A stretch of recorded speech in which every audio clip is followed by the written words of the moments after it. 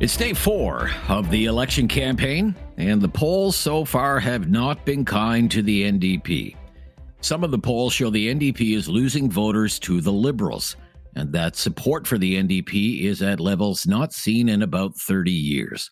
For example, a poll from Leger this week showed the NDP at just 6% of popular support across the country. The party hasn't been that low in the polls since the 1993 election. But the party's leader, Jagmeet Singh, is ever the optimist. Let's be clear, there's massive challenges. I've got no illusions about that. There are some serious challenges that we're up against. And working people are up against massive challenges. You got billionaires and massive corporate landlords. There are massive challenges against people.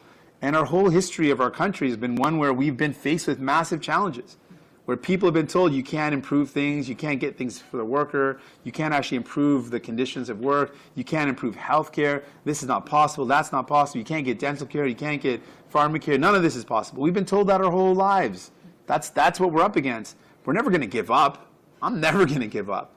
I've faced challenges like that my whole life. I've never backed down, I never give up. I'm never going to let you think that in any way I'm going to be worried or afraid of a challenge. I'm not.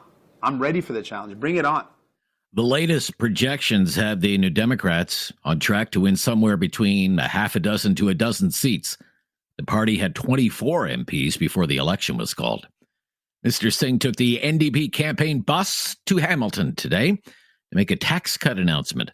Singh claims his pledge would save a Canadian family about $1,400 a year by making the first $19,500 of income tax-free, and by removing the GST from things like utility bills and basic necessities. Over on the Liberal side, the Mark Carney campaign rolled into Windsor today, where he announced a re-elected Liberal government would create a $2 billion strategic response fund to support workers hit by tariffs from the Trump administration. But Carney is facing questions again about his time as the chair of the board of Brookfield Asset Management. CBC is reporting today that Mark Carney personally co-chaired 2 investment funds that were registered in Bermuda, long seen as an offshore tax haven. Carney was asked if offering investment products registered in tax havens is ethical. The structure of these funds is designed to benefit the pension funds, the Canadian pension funds that invest in them, the Caisse de dépôt, Ontario Teachers as 2 examples. The beneficiaries of those pension funds, teachers, retirees, municipal employees, they pay the taxes on their pension. That's the design. The follow-up is how do I know? I understand how the world works and the structure works, and have the ability to put in place all of the necessary rules to ensure that the appropriate taxes are paid here in Canada. Carney would go on to deny any claims that this was any kind of tax avoidance scheme. What's the advantage, though, of putting it into a place like it ensures that it's an efficiency of a structure, so that ensures that the flow through goes to the entities that are resident in the countries. But is it avoiding tax in any way? It doesn't avoid tax because the tax is paid in, for example, the examples all I gave, the taxes are paid in Canada, yes. Back in Hamilton, though, NDP leader Jagmeet Singh said this is just more evidence that Mark Carney isn't in it for you. And I want folks to know, when you're going to make that choice, when you're going to vote, look at the other parties and who they're in it for. Look at Mark Carney. Who is he really in it for? We've got more and more examples showing you that he's not in it for you. Sadly, he's in it for the former company that he worked for. He's in it for the super rich. He wants to make them profits off of your backs. And I think that's not the right thing. I think that's bad for people. And you look at Pierre Poilievre, he wants to cut your services, cut the things you need to give bigger tax breaks to the super rich. I think that's wrong. I think that's wrong. And if you want someone that's going to fight for you, it's going to lower your bills, someone that's going to build homes you can afford, vote NDP. Within the next half hour or so, Conservative Party leader Pierre Poilievre will be campaigning near Quebec City, and he'll take questions from news reporters.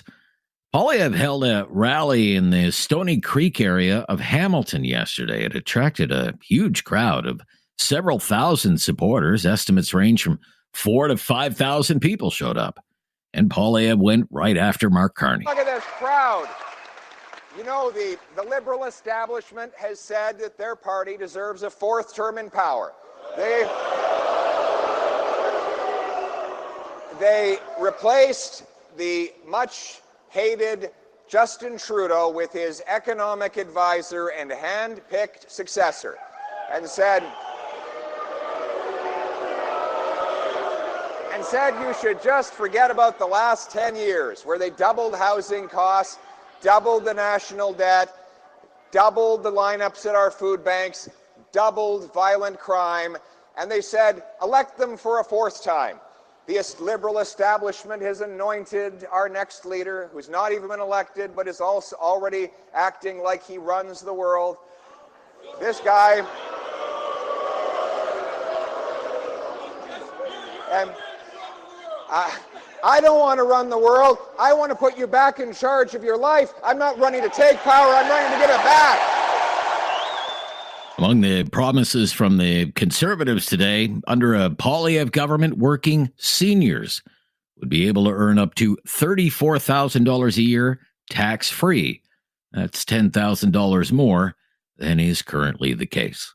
I'm Rob Snow. This is Now You Know. This is News Radio.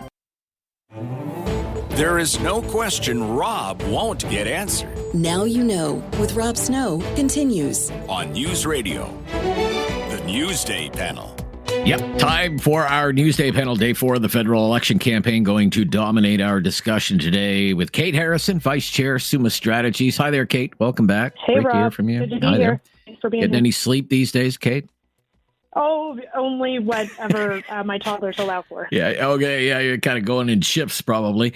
Jordan Paquette is Vice President at Blue Sky Strategy Group. Welcome back, Jordan. Thanks, Rob. Thanks for having me. Hi, Kate. I will note that Jordan is a proud Prince Edward Islander, and that if the Conservatives win the election campaign, you won't have to pay the exit fee anymore to get across That'll the be Confederation Bridge. Yeah. Look forward to welcoming you both down to PEI, where you won't have to pay to leave. A little less expensive to go see the harness races during Old Home Week and the Gold We can Cup spend that and money on saucer. cows. We can spend that money on cows ice cream. Cows ice cream. Come on down and My buy my wife worked at Cows Ice Cream way back in the day. Yes, she did. Amazing. Yes, she did. Yeah, right across from the Confederation Arts Center there in downtown Charlottetown, way back in the day. But look, great to hear from both of you. Thank you so much. By the way, that bridge toll, I mean, that's an expensive toll. It's like $53 or something like that. But It's huge, and it's crept up. It started out, I think, when the bridge opened in '97, at just under $40, and now it sits up over 50. And when you think about it, trucks going across with products, I mean, they pay that every time, and they're paying a lot more per axle. So it's really going to cut down on a lot. Okay, I want to get to this campaign rally for Pierre Poilievre in the Stony Creek area of Hamilton yesterday. Big crowd. I mean, it's hard to, I wasn't there. I didn't count the number of people who were there, but the estimates online say 4,000, 5,000 people turning out to see Pierre Poilievre in Hamilton. But what do you take away from it? Does it mean anything? What does it say about the state of the race or the Conservative campaign? Kate, what do you think? I think it's a good demonstration of what Poilievre has been able to do largely for the last 12, 18 months, which is capitalize on a good ground game and good organization at a local level to draw people into the crowds. He's had rallies, large rallies, Rob, when he was running for the leadership. He's kept that up during his time as leader. I think, to me, the big question mark right now is why is there 4,000 people showing up to a rally in an area that is not a traditional stronghold for the Conservatives, yet we're seeing the polls ostensibly tighten. I think that it's fair to say that the Conservatives have a very motivated vote. It's possible that the Liberals have a higher accessible number of voters to them, and I think that that's a fair interpretation of the public opinion data and perhaps the mood. How motivated are they really to get out and show up for Mark Carney? Is he able over the next few weeks to be that motivating force that I believe Poilievre is for the Conservatives. I don't think that Carney and the Liberal team are there yet. I think there's a reason why he's doing most of his events and availabilities with his cabinet ministers as opposed to in front of real people. I'm just not sure that he can command that same visible show of support in the way that Poilievre so far has been able to. Okay. 5,000 people, 4,000 people, whatever the number is. I mean, it's a big crowd for any political leader. And it's in Hamilton. Okay. And this riding has historically been pretty kind to the Liberals, actually. Hamilton, East Stony Creek. What does that say to you? If it says anything, it might not mean anything. I don't know. What do you think, Jordan? Well, I mean, I've done national tours before, and I've done provincial elections, and you have rallies towards the end of the campaign. You want to show momentum. I have never, in any time that I can remember, except for maybe like an election night or something, seen a crowd like this come out in the first few days of a campaign. I know people can say, oh, whatever, crowd size don't matter. But at the end of the day, it does. Like, if you can get that many people out on a Tuesday night in Hamilton, to everyone's point that this is kind of much more of a liberal NDP area. And the look of the crowd, too, is a very young crowd, very engaged crowd. A lot of blue-collar workers there. I think Poilievre's message is very much resonating in these parts of the country where it's very much working manufacturing areas. He's been doing the hard work in these areas for the last couple of years. And it's clear that they're seeing something here. I think it takes a little bit more time, perhaps, for this to reflect in some of the national polls. I agree with Kate. I think that's more discussing perhaps what the Liberal accessible vote is. But it's very clear that Conservatives are having to bounce in their step and feeling some momentum. I come back to something that Kate said, or run it by you. What does it say about, I don't know, the intensity or the commitment of, say, Conservative voters versus Liberal voters? Yeah, for sure. And some people some polls have shown this, that the Conservative vote is very, very committed. The Liberal support vote is fairly motivated. Soft. And I think, absolutely, very motivated to get out there with the Conservative vote. So I think you see more events like this. I think they have another big one in Surrey. Is it tomorrow? And if you start seeing crowds all across the country coming out like this for Pierre this early in the campaign too, I might add, I think it's only going to grow. And if they can sustain that momentum throughout, I think you're going to start to see that reflected in the national polls that the Conservatives will overtake the Liberals again, and will be solid. Yeah. I also think about the three phases. Traditionally, there have been three phases. People have said there's three phases of an election campaign for people who are kind of on the front lines of these things: identification, persuasion, mobilization. Identification, who's with us, who's not with us. And for those who are kind of still on the fence, let's do persuasion. Can we persuade you to come over to our side? And once you have settled all that, and you know who's on your side and who you're not going to waste your time on, then you're going to mobilize people. Mobilization. This speaks a lot to, I think, the Conservatives' ability to mobilize their supporters, right? And that's going to be important with the ground game on election night and when the advance polls close. There are a few key ridings, and I would point to, for example, Durham region, where candidates are only now being named for the Liberal Party. There are some ridings where there are still no Liberal candidates. We are now firmly in this writ period. When we're talking, Rob, about that mobilization effort, the days make difference. Hundreds of votes will make a difference in some of these ridings, and the Liberals are starting at a bit of a deficit because they don't have that strength at this moment, whereas the Conservatives have been working on that for many, many months.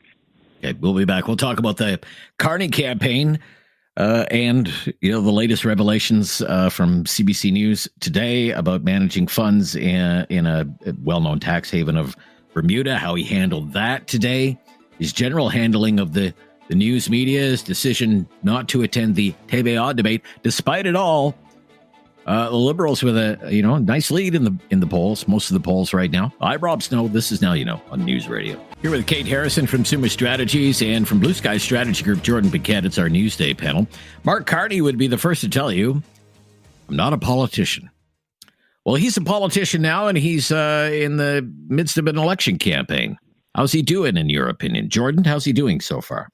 Yeah, so it's very clear why the Liberals chose the shortest possible period for this election, because Carney is untested, and the first few days of the campaign, I mean, he hasn't walked out and fallen and tripped and hit his head on the podium yet, but he's made some pretty big gaffes that I think could cause some worrying trends for the Liberals. I mean, look at just yesterday, couldn't get the name of the Montreal massacre right. The candidate there, he called it happened at Concordia. Going back east, Rob, I mean, he said he was going to Pictou County, not Pictou Oh, yeah, County. yeah, you don't say that. That's a little one fine, but then said Bell's Corner was in his riding. So all these little tiny things, these are little flubs, fine. Like, the people will move beyond them. But I think it just comes to a greater concern for the Liberals that the more he's exposed and the more he's out there, the greater risk that they're going to have that he could make a major flub that's going to knock them off message for a few days. The way he gets pretty testy with reporters when they're questioning him as well. These asset disclosure issues aren't going away, and he just tries to explain it around, well, I know how the world works. I've been in the private sector, and it kind of almost comes off more condescending. So it's certainly not going to attract, it's not going to sell well to for example, many of those voters that would have been in Hamilton last night at Pierre's rally. He said that again today. He said that again today when he was under questioning about this story about these two funds that are registered in Bermuda. Well, I know how the world works. I know how the world works. Right. I don't know if that's. I don't know if I don't know if that's a really good line. I know how the world works. Oh, okay. We'll be asked, please, we'll be asked enlighten to look us. inside ourselves very soon. Have to look inside ourselves. Look inside yourself. How do you think he's doing, Kate, so far? I mean, he is new to the role, so. New to the role. I think that there's been some pretty rookie mistakes. Jordan accurately pointed out a few of them. I do have to say, thematically, they are going to their strength, which is this Canada-U.S. tension and sort of this anti-Trump sentiment, and we need to be the polar opposite of Trump if we are to be successful. Like, that's the only real issue that they have, right? They can't run on the last 9 years. I do think that they are absorbing some risk and inviting all of Trudeau's cabinet ministers back to be their candidates, including Sean Fraser, the architect of mass immigration to Canada and the housing crisis. I think that they leave themselves vulnerable there in terms of tying themselves to the Trudeau record.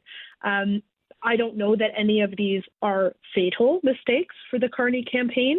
I do think Jordan rightly points out this arrogance and this snippiness around questions around conflicts of interest and his assets, to me, is his biggest vulnerability. It demonstrates that either there's an arrogance there, or also he's just annoyed by these questions. And for a voter that is maybe not sold on Poilievre, not yet sold on Carney, it speaks to a motivation of why he's in this. And if there is a sense that his motivations and his personal private business interests are why he's actually doing this and not putting Canadians first, I do think that could further soften some of that otherwise accessible Liberal vote that might just not yet be sold on the leader. Okay, let's talk about voting trends, vote intention trends, and what's showing up in the polling data. It would seem, based on when you dig down into some of these numbers, that Conservative support remains strong with younger voters. Liberal support strongest with voters over 60. What do you think explains that, Jordan? Yeah, it's quite a bit of a change from what the traditional voting trends used to be. I mean, Conservatives used to kind of have the older crowd that voted, that would target. And that's why I think there's been a bit of a generational change. And that's been the message that Pierre Poilievre and the Conservatives have successfully talked to over the last couple of years, talking to young people that are living at their parents' house that perhaps can't get out and afford their own place, let alone afford to put a down payment on a home and rent that. Those are the messages of affordability that they've been talking about and that they want this campaign to be about. And I think they had a successful first couple days on that. The Liberals saw that trend happening, got a little annoyed about it, and then tried to throw out that old story about security clearance nonsense, whatever. But yeah, I think, you will see the older crowd does tend to go out and vote. That is something right now. I think some of them are kind of like comfortable in their lives and sort of happy with how things are going. They're happy to vote for somebody like Mark Carney. But I expect to see more announcements from the Conservatives like they are today for messages to kind of target directly to that older population. What do you think is going on there, Kate? Yeah, this is a shift. Jordan is right to describe it that way. I think that Mark Carney is boomer catnip. I think that he represents the type of politician that they recognize, that they're familiar with, that they're comfortable with. I think Poilievre has historically struggled with that demographic, but he's been able to mobilize and rally younger Canadians, newcomers as well, around his messaging. My view is the Conservatives should be leaning as aggressively as possible into the voter demographic that they have, that is motivated, that is going to show up, and worry less about the ones that are unlikely to go our way. I think that that's probably the boomer crowd who are consumers of 24-hour news, who Jordan rightly points out are comfortable where they're at in life. So maybe they don't have a mortgage or the same mortgage considerations that young families might. They might have some anxiety around how aggressively we need to tackle the housing crisis. They're worried about fourplexes or sixplexes in their backyards. I think that voter is much more comfortable with the status quo, the Liberal policy proposals being put forward, and maybe put off by some of the aggressive and ambitious change that the Conservatives are proposing. But I don't think that means the Conservatives should back away from that. If anything, they need to be leaning into it to keep their vote motivated. Okay, be right back. Here with Kate Harrison and Jordan Piquette. It's our Newsday panel. Let's talk about Pierre Poilievre, who said he won't change the retirement age. This was a big issue during the Harper years. There was a plan to increase eligibility for OAS to 67. The Trudeau Liberals came along, rolled that pledge back to 65. It has haunted the Conservatives ever since Mr. Harper made that decision. He made that announcement. I remember he wasn't even in Canada at the time. He made it in Davos at the World Economic Forum. Can you imagine such an announcement being made today? Okay. Yeah. So anyway, the retirement age, 65, not going to touch the retirement age.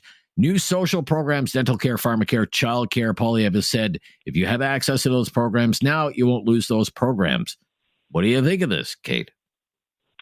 Yeah, I think that it's effective in taking away a common refrain from Liberals and New Democrats that Conservatives are going to cut their way through social programs to achieve lower debt and deficit. It does mean, though, keeping these programs in place the way that they are, that there's going to have to be some creative financial work in other ways to find those savings and find those cuts. Conservatives have to accept we're always going to be held to a higher standard when it comes to costing out our promises and our policies. People are going to expect us to detail in a way that they wouldn't for the Liberals and the New Democrats what we're going to cut, what we're going to keep. I think that the Poilievre team understands this and knows this and is ready for those questions, but they're removing a likely criticism early from the usual suspects that those programs are on the table and subject to cuts. All right. Interesting. In about a minute and a half, Jordan. Yeah, I would agree with Kate here. This was a smart political decision to really just come out and neutralize these attacks. You saw Carney starting to go down this path early on, as well as the NDP. It's been a common refrain. But let's be clear. These current programs, at least the dental and the pharmacare one, they're not that expensive because they don't cover a whole ton of things. People seem to say, like, the way they talk about it at the NDP and the Liberals, you think that everyone in Canada has free dental care and free pharmacare. That's just not the case whatsoever. Most people are on private plans.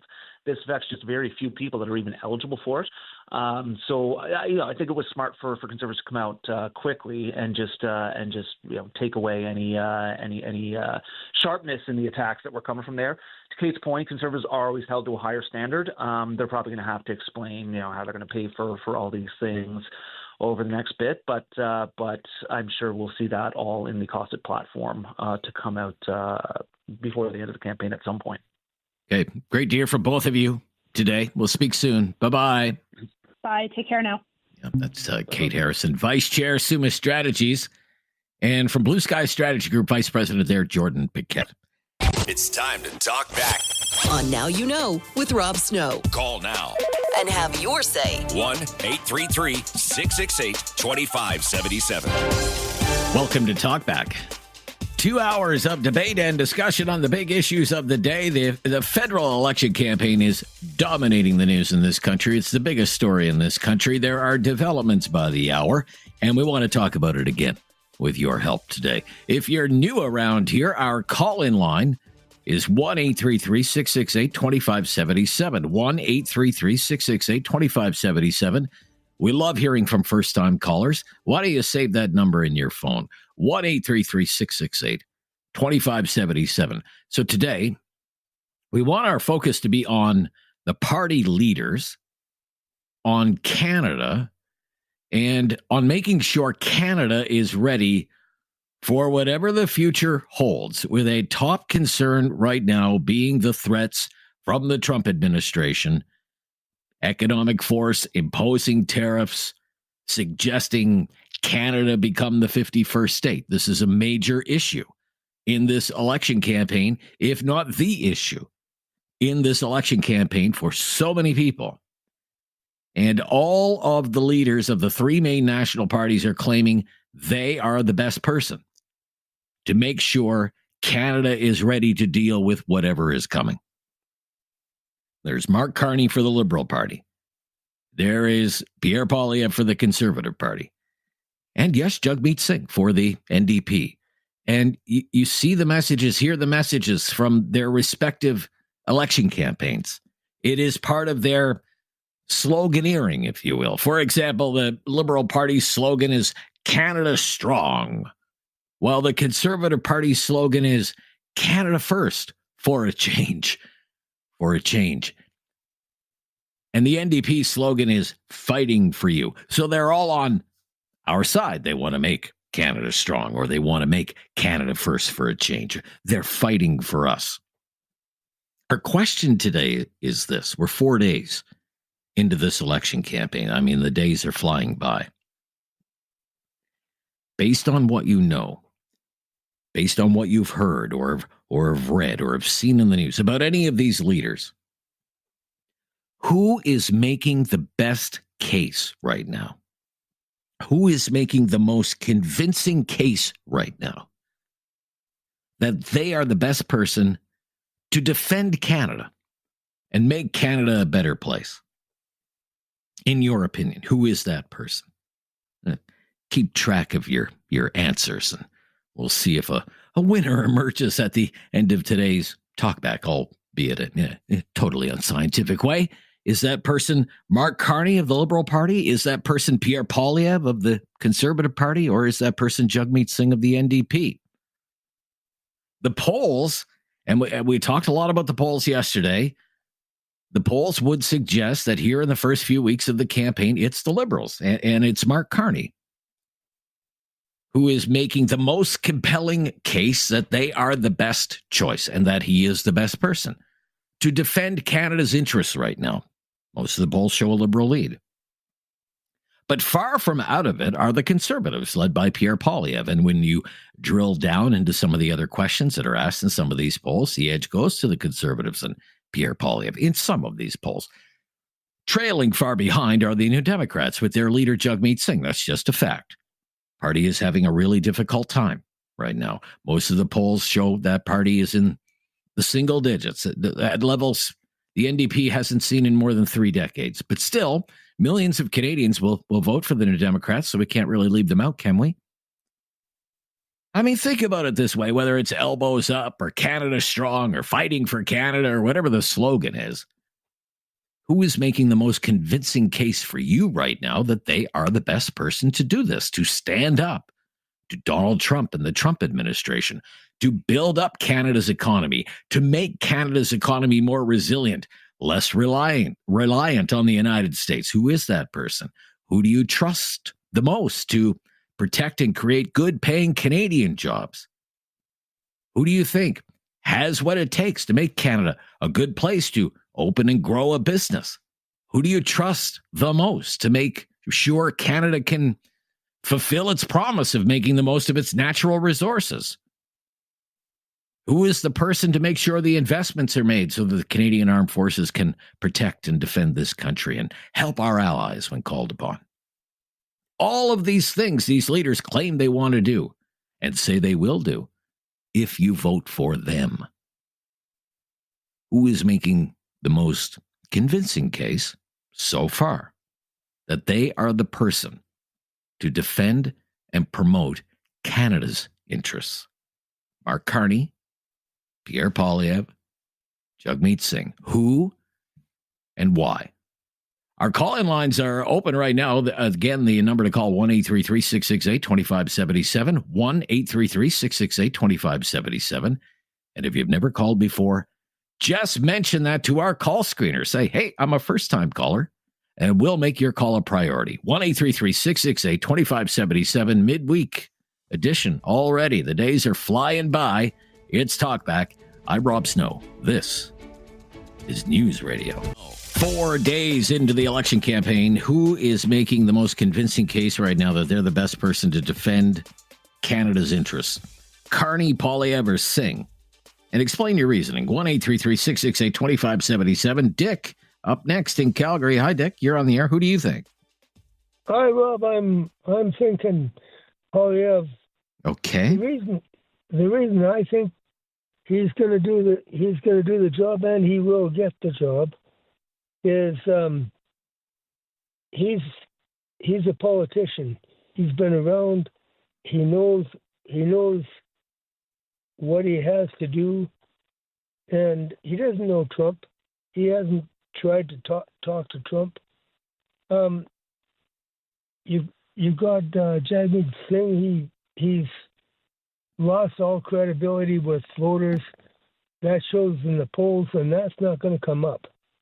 Like, their polls are where they are now. You think they're stuck there? Okay. I think they're stuck there. Okay. Carney, his numbers are up, and I actually predicted this at Christmas, that this kind of thing would happen. But Carney, his resume isn't as good as what it looks like. When he was in the Bank of England, they fired him, and it wasn't because of Brexit. He just left he just left England in a mess. Okay, I don't know if he was. I don't think he was fired, was he? Well, I don't think he was. Really? Okay, I have to get David to fact check that. What happened there? Maybe his term was up and he wasn't renewed. That's different than being fired, I think. No, I heard he was fired. I didn't fact check that information. I just was told that on a news report. But, right. So I may be wrong, but so you can fact check. He stepped down, David tells me. He stepped down after 7 years. He stepped down, okay. Yeah. But my version of what's going to happen has already started to happen, and it started to happen a little bit sooner than I thought. He's gonna get caught in his lies. He's going to get caught in his lack of experience at being a politician. Okay. And his numbers are going to go down. His numbers are going to go down. Okay. Well, oh yeah, he has his party in the lead. He has his party in the lead right now. But still, you think when it comes to defending Canada, promoting Canada, the person you want in the job is Pierre Poilievre. Fair enough. Got you down and counted. Okay. Thank you. I have to stop here. The latest breaking news is coming up next. Lots of time to take your call. If you're on the line, just hang on the line. Bring you right up to date on the latest breaking news, and then right back to your phone calls on Talkback on News Radio. Aiden in Halifax is up next. Hi there, Aiden. Hey, how you doing, Rob Snow? I'm good, Aiden. Thanks for calling. I understand you're a first-time caller as well. Great to hear from you. Welcome to the discussion. Yeah, thanks for having me. So, first of all, I think it's important for people to remember that you don't vote for the Prime Minister here. You vote for Sure. But we have very leader-driven politics. Yeah, absolutely, sir. I think a lot of right-wing folks are forgetting that these days on how Mark Carney became Prime Minister, how he was quote-unquote unelected. But anyway, I'm a Jagmeet Singh guy. Okay. I voted NDP every single time I've been able to vote. Okay. Not this time, though, because... Not this time, okay. I think whoever can beat Pierre Poilievre is the person to vote for, and right now that's Mark Carney. Okay. And why do you say that? Why is that your reasoning, sir? Well, first of all, I have some level of security clearance. If Pierre Poilievre can't get that, then something's going on. Okay. Anybody and their dog. So you have suspicions about his refusal to get the needed security clearance. He says he doesn't want to be muzzled. He wants to be able to hold the government to account on these issues. Well, first of all, there's no such thing as free speech in Canada. There shouldn't be. He is muzzled, as he should be as a politician, so he can't go spouting hate like he wants to. Anyways. Okay. I think his refusal to get it, first of all, either tells me he can't get it or he's afraid of what will happen if he wants to get it. That being said, okay, he's been a politician for, 20 years now? Mark Carney's been a politician for a couple months. Yes. He also understands how the economy works, and that's really the biggest problem we're going to have right now. Okay. You trust Mark Carney more when it comes to handling the economy? Yeah, Pierre hasn't proven that he's been able to do anything. Mark Carney's been the head of not just our national bank, but also in over in the UK, right? So yes. He has done it twice. Okay. Pierre's just sat in Parliament for a couple of years and not really done a whole lot. Anyway, a couple of decades, actually, as you said, a couple of decades. Yeah, but that's interesting. So you're one of the NDP switchers. Then you would traditionally vote for the New Democrats, but you're one of the ones they've lost. Yeah, I think they have. And it's purely strategic. Ideas, it's purely strategic for you. Yeah. I will not live here anymore. Well, I won't have a choice, but I refuse to live in a nation where Pierre Poilievre is the leader. Really? Wow. Very. He's a mess, that fella. He's a mess. Okay. Interesting. All slogans. There's a slogan for you. He's a mess. Okay. Pierre Poilievre, he's a mess. Okay. Put that on a bumper sticker and drive around wherever you are there in Halifax. Okay. Thank you, Aiden. You call back anytime. You're welcome to have your opinions, sir. We welcome all opinions here on Talkback. Let's go to Ryan in Halifax. Hello, Ryan. Hello, Brian. But Brian. yeah. Okay, Brian. Yeah. Thank you for calling. No problem. Yes. So I'm actually very similar to the last guy who called from Halifax. I'm traditionally an NDP voter. If I was in a riding where it mattered at all, I'd probably vote Liberal. Just again strategically. But the riding I live in is Liberal provincially and federally every single election. So what riding is that? If you don't mind me asking. What? What riding are you in, if you don't mind me asking? It's like it's Bedford Clayton Park. Okay, all right. So I mean, for years it was. But you're in a Liberal stronghold, you would say. Yeah, so it doesn't really matter if I put there. I highly doubt that Poilievre's going to win this. So I'll put my vote still with the NDP candidate. But I would, if it was one where that mattered, I might put it with the Liberal more. I just had to call in because I'm listening to all these people, and people say, Poilievre supporters, fine, whatever, support who you want. Sure. But when they're talking about, what's the reason you like Poilievre more than Carney? And they're saying, Carney's never held an elected office. Poilievre knows politics.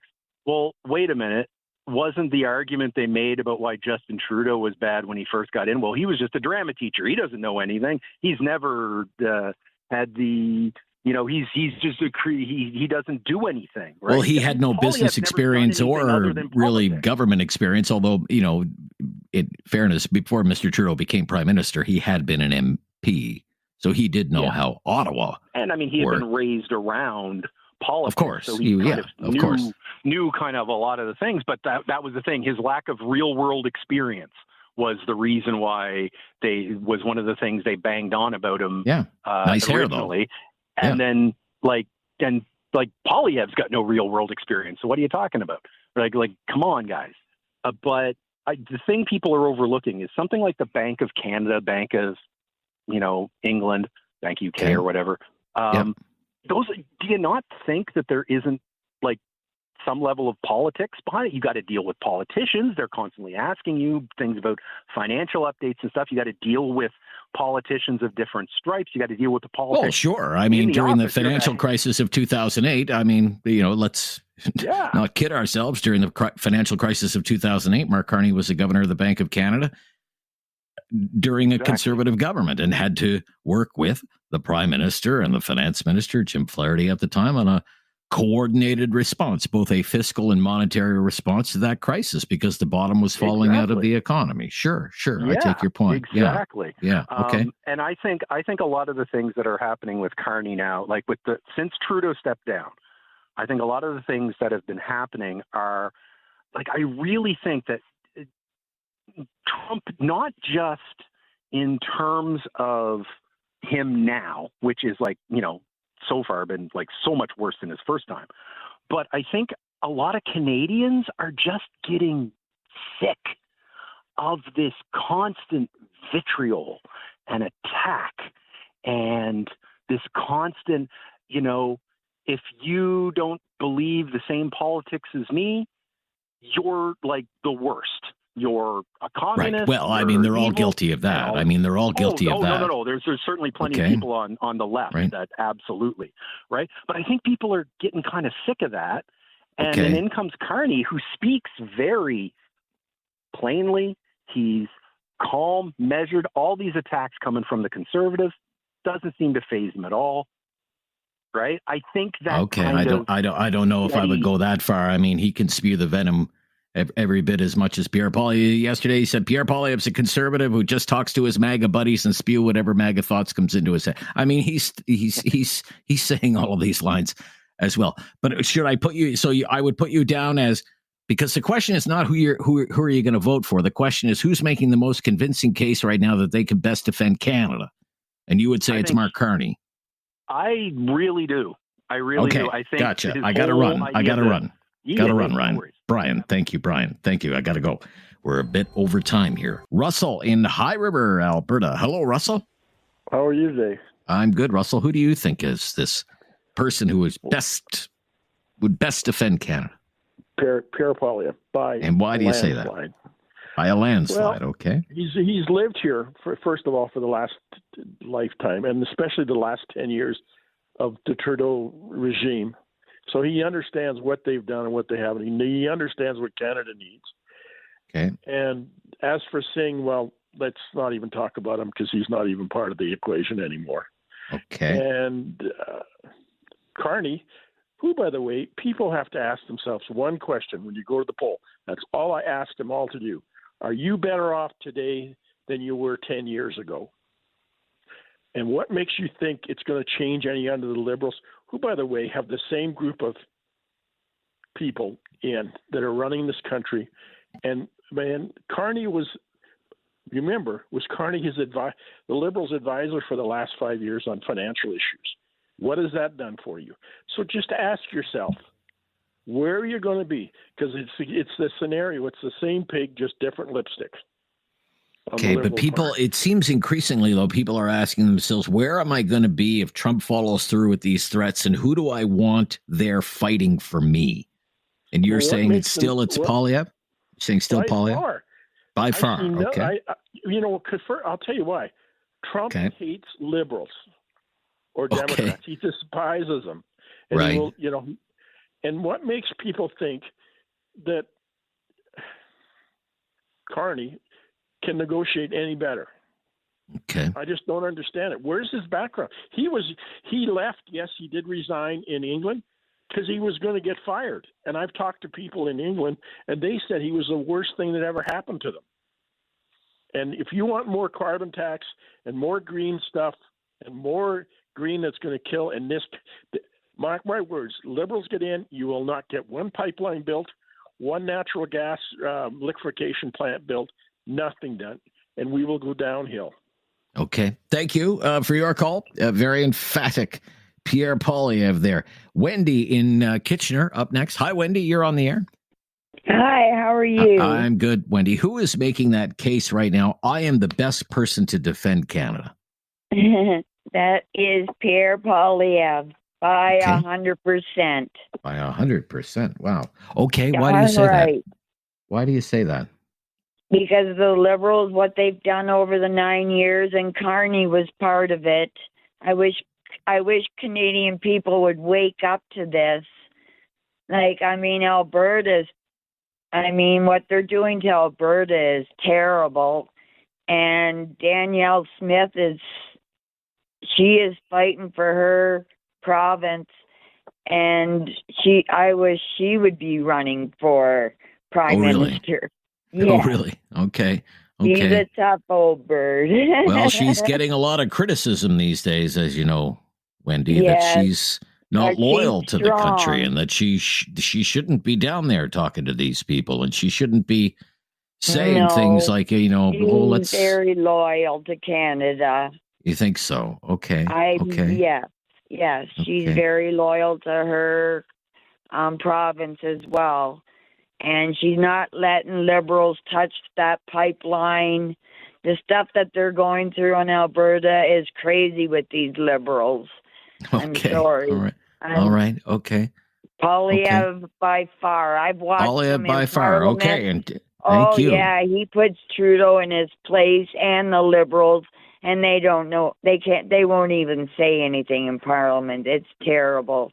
Okay. All right, Wendy, I got you down. And just like that, it's all tied up. We are keeping score, keeping track of your answers as we ask who is making that case right now.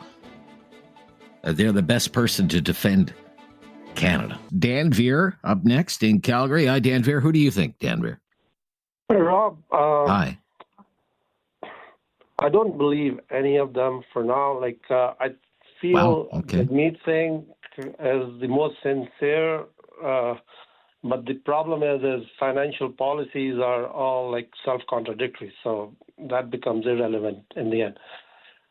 For Poilievre, his best intentions, I think he's got the best intentions. He's tried to get feel from people at grassroots, but the only problem is his access is currently limited to his party workers, and most of these are actually landholders or landlords, right? So kind of filtering the info. So he does not have a proper solution for housing. He thinks he has. So GST, I think, is not the solution for housing. Okay, and when we come to Carney, he's a good person as a person, but problem is when we say he's got good economic background, but that is, I think, his weakness, because he's worked in the Bank of Canada or Bank of England. So if you look at how they do their job, they have a solution every month, one size fits all kind of interest rate. Okay. But when you're dealing with economics or finance ministry, I love Jim Flaherty's budgets. He had if you look at his budgets, he had a little bit for everybody, and that's I think is the best budget, when it is balanced for everybody, right? Okay. So, and the other problem is the Liberals haven't been transparent at all. So Carney is actually trying to do that as well.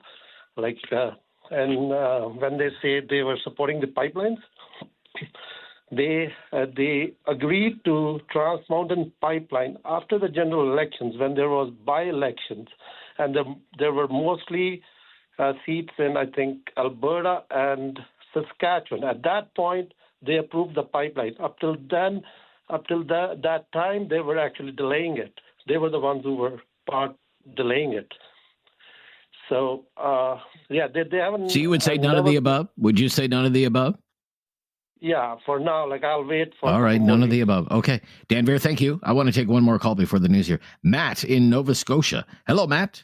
You're up next. Hey, Rob. How are you, man? I'm good. Thank you, Matt. Who do you pick? Good. I'm breaking the tie, and I firmly believe that Pierre Poilievre is the only choice for the 25th Prime Minister of Canada. Well, listen, I'll talk positively for a second and then get to the other guy. But he checks the boxes for me. He's an experienced politician. He knows his way around the back rooms of Ottawa. And the next leader is going to need that as we fight the force from down south. He's fresh. I've heard him. I've been at his rallies. I love his messaging. He's going to bring our minerals out of the ground. He's going to build pipelines. And we need that if we're going to grow our economy, particularly with what's going on with the States. So he does it for me. Carney, look, starts with his goal of net zero. I don't believe in that. His advisors, Jerry Betts, who was disgraced as a Trudeau advisor, is back. this Mark Wiseman who wants to grow our population to 100 million people. Are you kidding me? And in the next 75 years. Again, that's in the next 75 years, sir. Okay. And his team. This is a regurgitated team of the same people that have inflicted damage on Canada for the last 10 years. You can't put lipstick on a pig. Rob. Gotcha, Matt. Thank you for the first-time call. Don't make it the last. Be right back with hour number 2 of Talkback right after the latest breaking news on News Radio.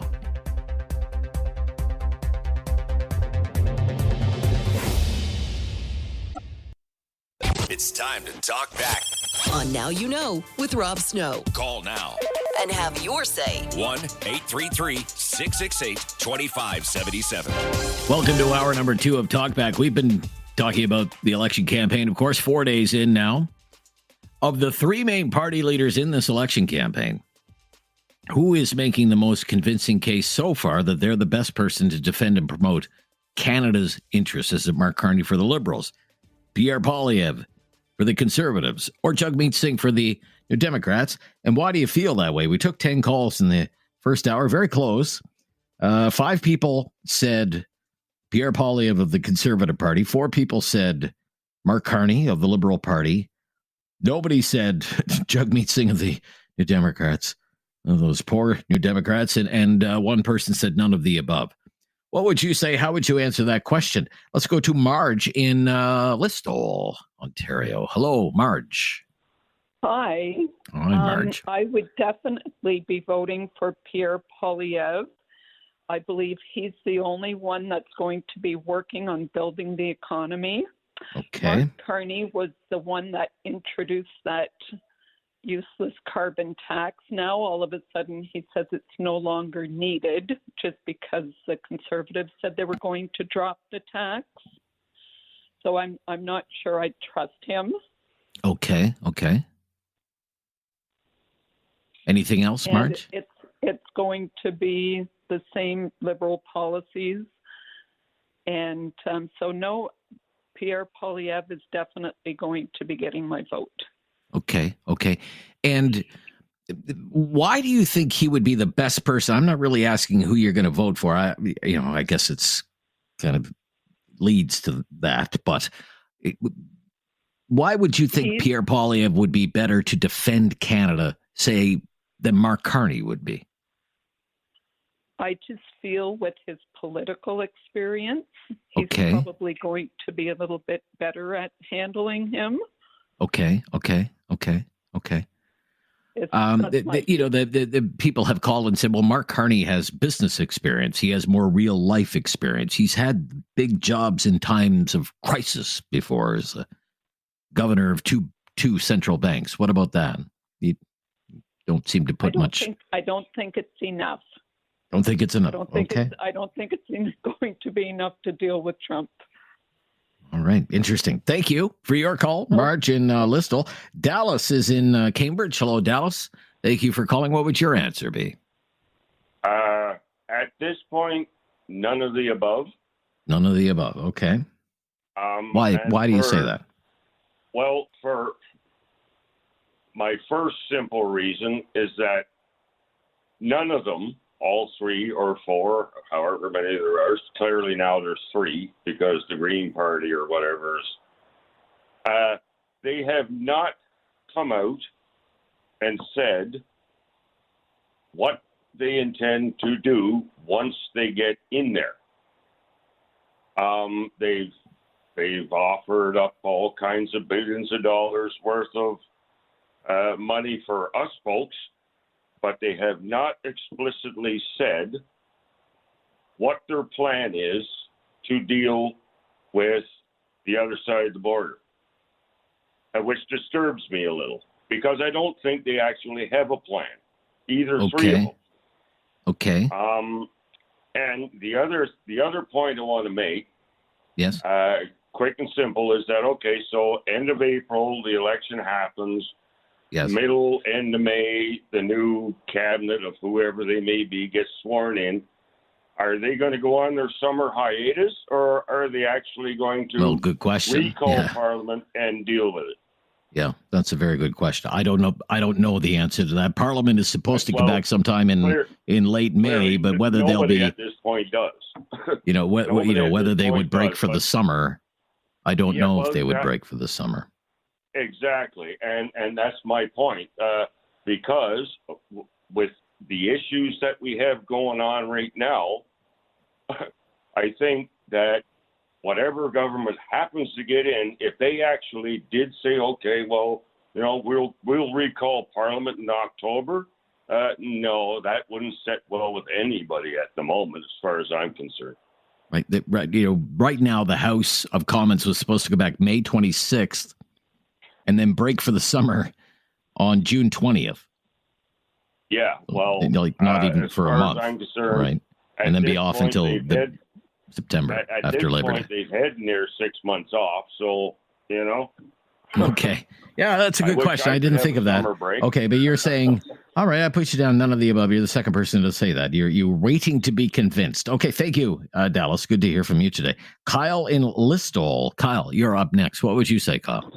Put me down for the Rhinoceros Party of Canada. Okay. All right. Okay. No. I really like Pierre Poilievre. I think we already had our first person to come to the door today, actually, to campaign, which is nice to see that they're going out there in this nice cold weather. But yeah, I think Pierre Poilievre is the right person. I mean, the Liberal Party really admires Xi Jinping of China to bring socialism to Canada, and Trudeau was a big advocate of him when he was, when he was Prime Minister, and three of those cabinet members really love him because. Liberals like to compare, Pierre Poilievre to Trump. So, why not compare the Liberal Party to the Socialist Party of China? I think those are the two. But even honestly, who would be a great person to, the official opposition, which I really like, which is a shame, is the Bloc Québécois. I really like Francois. Yves Francois. I think he's well-minded. Okay. I know honestly, like Rob, I think I don't know. You're kind of a right of center guy, and he's a pretty left-wing guy. I don't know if I'm actually more right of center than you think I am. Trust me. Yeah. Trust me. Yeah. Well, he's not a right. He doesn't have a right-wing bone in his body. Like he's a hardcore environmentalist too. But we need something. Right? We need some kind of change. Right. And, it's always been the Liberals and the Conservatives, so why not? And the NDPs, I mean, the NDP are not even going to, I don't think in my mind, they're even going to have official opposition or official party status. They're done. So who else do you go for, right? It's the same It's the same two all the time. So, yeah, put me down for Pierre and or Rhinoceros. And suddenly you're a Quebec nationalist as well. I didn't see that coming from you, Kyle. Okay, thank you for your call. Right, Got to stop here. Andre in Kitchener up next. Hello, Andre. Hi, David. It's Rob here. Rob, I was thinking about you guys because you had a. That's okay. Who do you think? I still go with my polka dot jackrabbit, Mr. Poilievre, in French, because from what I've been seeing and listening about is. 9 years ago, I said it before on your show. I like Trudeau because of his father. I know things came out after your show about his father. You know what I mean? The scandals, and same thing with Trump. Same thing with maybe with Poilievre. That's going to come out, and then juvenile shouldn't be touched. But we are who we are. But the thing is that what I really like about him is his strength. And when Canada went weak 9 years ago, and we were losing Canada to the point that everybody's like, I even said on your show, Rob, one time that his problem is this lack of transparency of Trudeau. He's not showing nobody nothing. He's not telling nobody nothing. Yeah, right? But Mr. Trudeau's gone now. It's Mark Carney is the Liberal leader now. So why do you prefer Poilievre over Carney? Why is that? Wasn't Carney hired? I don't know how many years ago, like $700,000 to be a finance advisor or something like that? Well, I don't know how much he was making, but he has been an advisor to the Liberal Party. He has been, yes. Ridiculous. But the point is that I think right now, this is my opinion, but when I do listen to Carney, and he's going to be in Kitchener tonight, so I hope I don't get stopped. But the point is that he speaks very good. He seems like a salesman. Like a banker, I guess, right? He knows how to say things, just like Barack Obama, I guess. very well spoken person, but I don't believe that his vision is truly honest as a Canadian. And that's why I believe more in Polka Dot, where he's been there for so long. He's seen the Liberals fall down, and I'm been taking charge. And all right, I got you, Andre. I got you. Our phone is just breaking up there, so I'm going to have to move along. Thank you, Andre, for your call. Okay, boy, the Conservative leader Poilievre moving out into the lead. Liberal leader Mark Carney kind of stuck at 4 votes there. Seemed to have all the momentum right out of the gate. I wonder if that's a metaphor for anything. Brady and Kitchener up next. Hello, Brady. Hi, how are you? I'm good, Brady. Thank you for calling. So, who is making the case right now that they're the best person to defend Canada? In my personal opinion, I got to go with Pierre Poilievre as well. Okay, all right.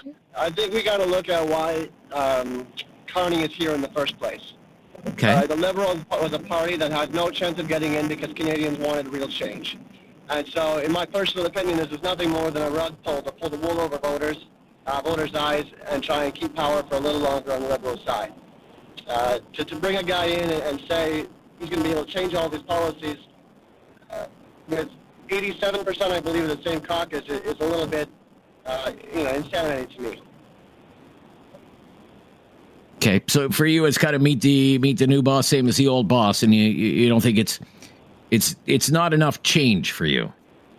Exactly. Well, you've got a 20-year veteran politician. People say that Poilievre is unlikable, but to be so unlikable, how does he win 7 consecutive times in his riding?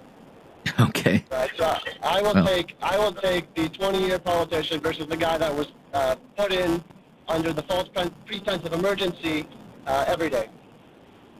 Okay, well, it wasn't really a false pretense. I would dispute that, false pretense. The old leader decided to resign. They had a leadership race. He won the leadership race.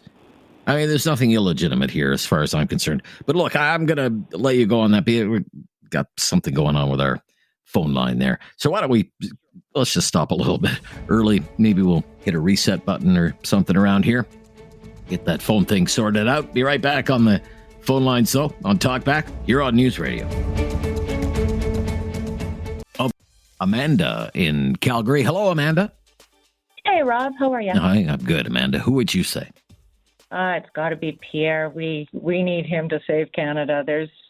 I don't trust this Carney guy to save my life. He is so shifty. Already there's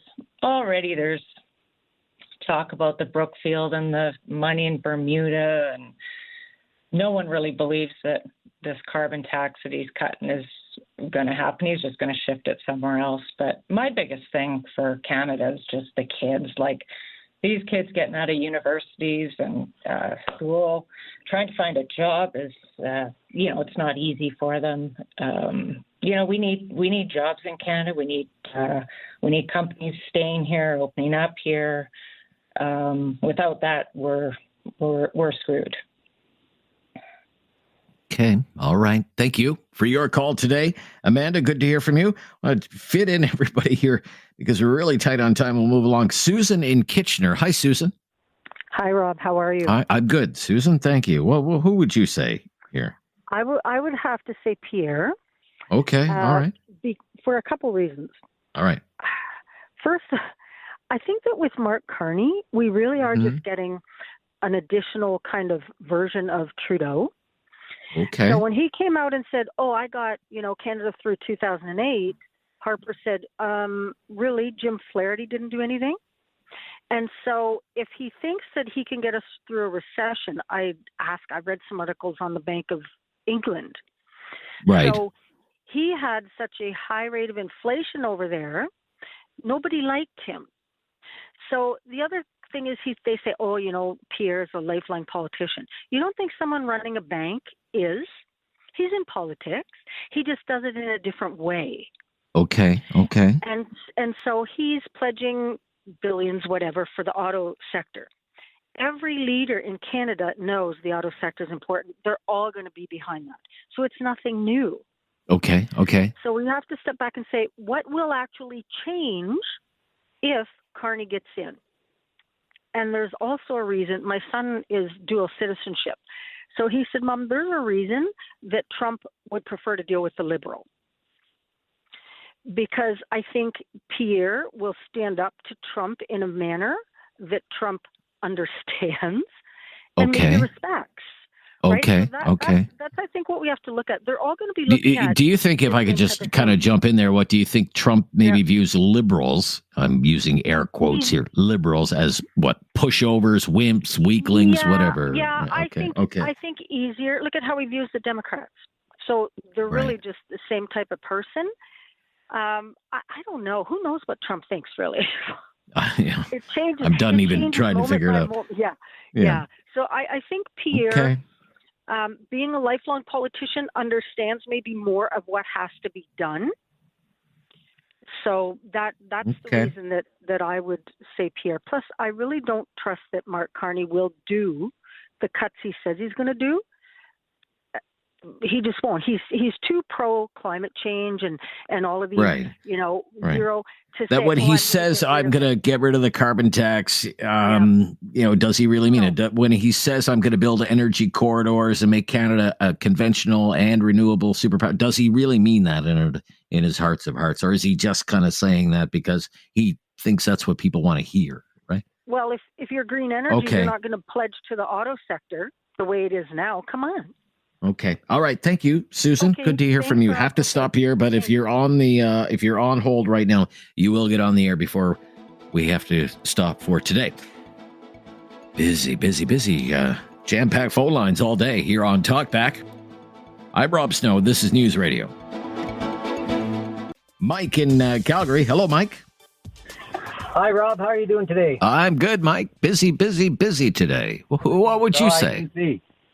I've been a long-term conservative voter, and I got to admit, I'm going to vote for Carney this time around. Okay. All right. Okay. Why is that? That's interesting. Well, a few things have happened since he was brought into the office that I've really appreciated. I like that he immediately went to Canadian allies, UK, France, went directly to them to start working and creating new supply chains for Canadian goods, as well as ways to bring goods into Canada right off the hop.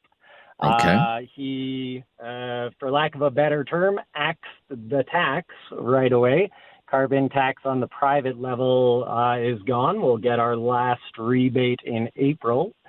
And the major point that actually shifted me over came from my scandalous, possibly treasonous premier during an interview with Breitbart, right-wing news group, where, and I quote, the perspective that Pierre would bring would be very much in sync with the new direction in America.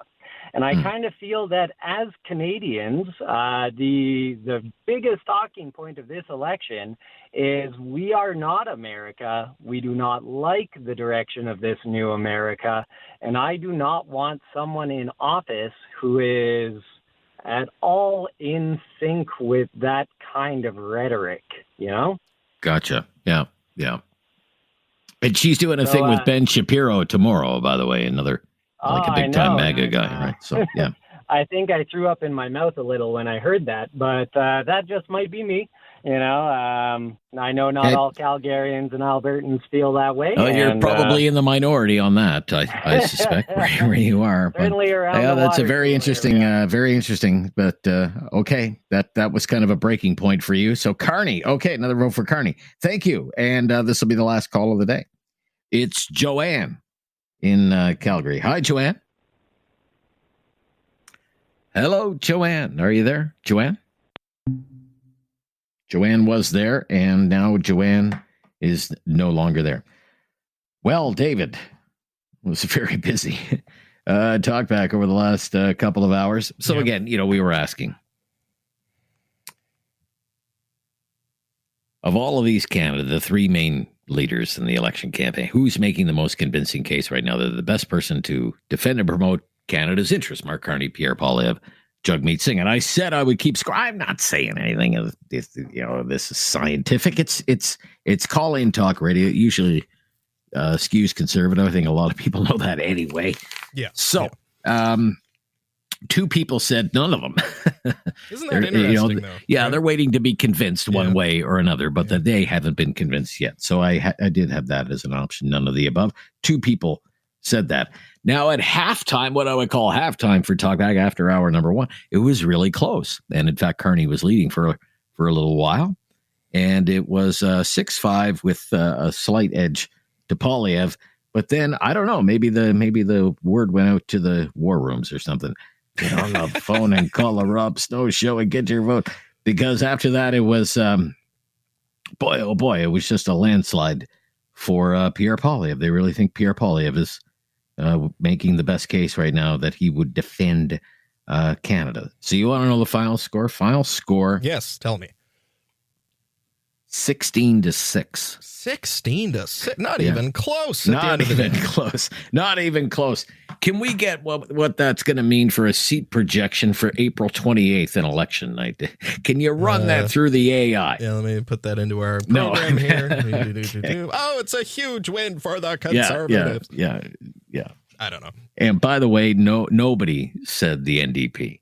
Not one person. Not one person. We had people who called from Halifax today and said, I would normally go with Singh. Singh would be the guy, vote for New Democrat, but because they don't stand a chance, I'm going with Carney. We had a few callers say that today.